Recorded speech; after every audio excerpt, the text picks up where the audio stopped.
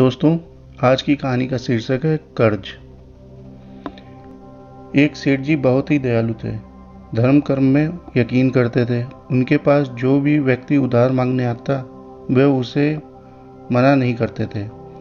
सेठ जी मुनीम को बुलाते और जो उधार मांगने वाला व्यक्ति होता उससे पूछते कि भाई, तुम उधार कब लौटाओगे, इस जन्म में या फिर अगले जन्म में।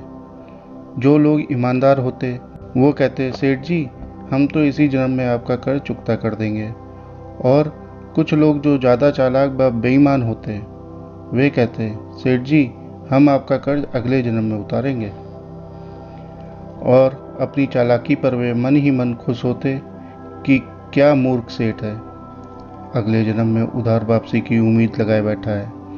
ऐसे में लोग मुनीम से पहले ही कह देते कि वो अपना कर्ज अगले जन्म में लौटाएंगे और मुनीम भी कभी किसी से कुछ पूछता नहीं था। जो जैसा कह देता मुनीम वैसा ही वही खाते में लिख देता। एक दिन एक चोर भी सेठ जी के पास उधार मांगने पहुंचा। उसे मालूम था कि सेठ अगले जन्म तक के लिए उधार रकम देता है, हालांकि उसका मकसद उधार लेने से अधिक सेठ की तिजोरी को देखना था। चोर ने सेठ से कुछ रुपए उधार मांगे। सेठ ने मुनीम को बुलाकर उधार देने को कहा। मुनीम ने चोर से पूछा, भाई इस जन्म में लौटाओगे या अगले जन्म में। चोर ने कहा, मुनीम जी मैं यह रकम अगले जन्म में लौटाऊंगा। मुनीम ने तिजोरी खोल के पैसे उसे दे दिए। चोर ने भी तिजोरी देख ली और तय कर लिया कि इस मूर्ख सेठ की तिजोरी आज रात में ही उड़ा दूंगा। वो रात में ही सेठ के घर पहुंच गया और वहीं भैंसों के तबेले में छिपकर सेठ के सोने का इंतजार करने लगा।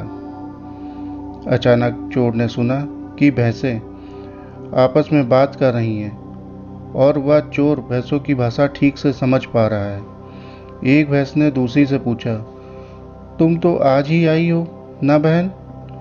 उस भैंस ने जवाब दिया, हाँ आज ही सेठ के तबेले में आई हूँ। सेठ जी का पिछले जन्म का कर्ज उतारना है। और तुम कब से यहाँ हो। उस भैंस ने पलट कर पूछा तो पहले वाली भैंस ने बताया, मुझे तो 3 साल हो गए हैं बहन। मैंने सेठ जी से कर्ज लिया था, यह कहकर कि अगले जन्म में लौटाऊंगी।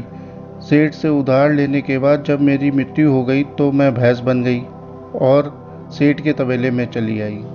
अब दूध देकर उसका कर्ज उतार रही हूँ। जब तक कर्ज की रकम पूरी नहीं हो जाती तब तक यहीं रहना होगा। चोर ने जब उन भैंसों की बातें सुनी तो उसके होश उड़ गए और वह बंधी भैंसों की ओर देखने लगा। वो समझ गया कि उधार चुकाना ही पड़ता है, चाहे इस जन्म में या फिर अगले जन्म में उसे चुकाना ही होगा। वह उल्टे पांव सेठ के घर की ओर भागा और जो कर्ज उसने लिया था उसे फटाफट मुनीम को लौटाकर रजिस्टर से अपना नाम कटवा लिया।